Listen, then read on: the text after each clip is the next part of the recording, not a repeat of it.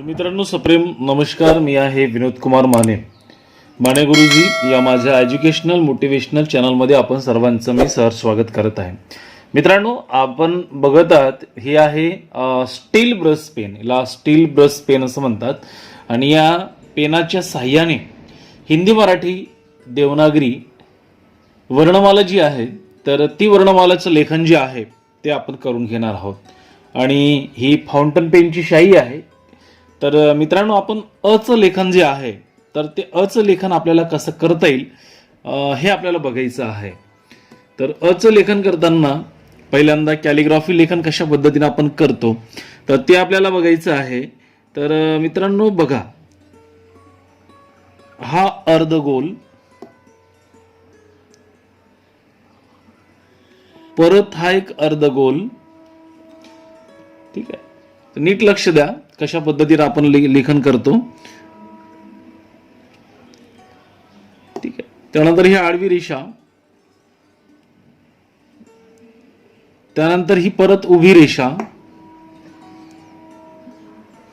आणि मग ही नंतर परत आडवी रेषा. मित्रांनो मला अ लिहिताना किती टप्प्यामधून गेलो तर हा पहिला टप्पा झाला. सॉरी, हा पहिला टप्पा आहे फर्स्ट. त्यानंतर हा आपण सेकंड घेतला, त्यानंतर हा थर्ड, त्यानंतर हा फोर्थ आणि हा 5. म्हणजे मी अ लिहिताना मला 5 टप्प्यातून जावं लागलं. तर हे लक्षात घेणं अत्यंत आवश्यक आहे. मित्रांनो अ पासून वेगवेगळे शब्द आपण लिहू शकतो. जसं आता मी तुम्हाला या ठिकाणी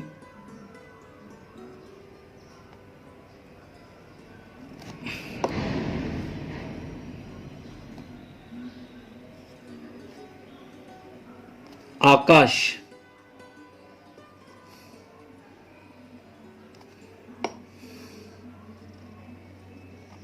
हे अशा पद्धतीने आपण सुरुवातीला आपल्याला सगळं हळूवार करायचं आहे आणि मग एकदा आपण स्पीड पकडली की मग मात्र आपल्याला स्पीडनी पण लिहिता येईल. तर यासाठी सराव जो असतो तर तो सराव अत्यंत महत्त्वाचा असतो. तर परत एकदा आपण अ लिहून बघू. बघा, मी पहिल्यांदा तुम्हाला सांगितलं होतं हे अर्धगोल,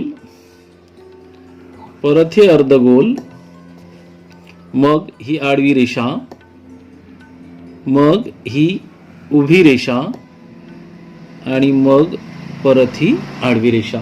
तर अशा पद्धतीनं आपल्याला मराठी वर्णमालेतील अ हा वर्ण जो आहे तर अ हा वर्ण आपल्याला लिहिता येईल. 1 2 3 4 आणि 5. तर 5 टप्प्यातून आपल्याला अ लेखन करता येईल. धन्यवाद मित्रांनो. माझा व्हिडिओ कसा वाटला? माझा व्हिडिओ जर तुम्हाला आवडला असेल तर नक्कीच माझ्या व्हिडिओला लाईक आणि शेअर करायला विसरू नका. धन्यवाद.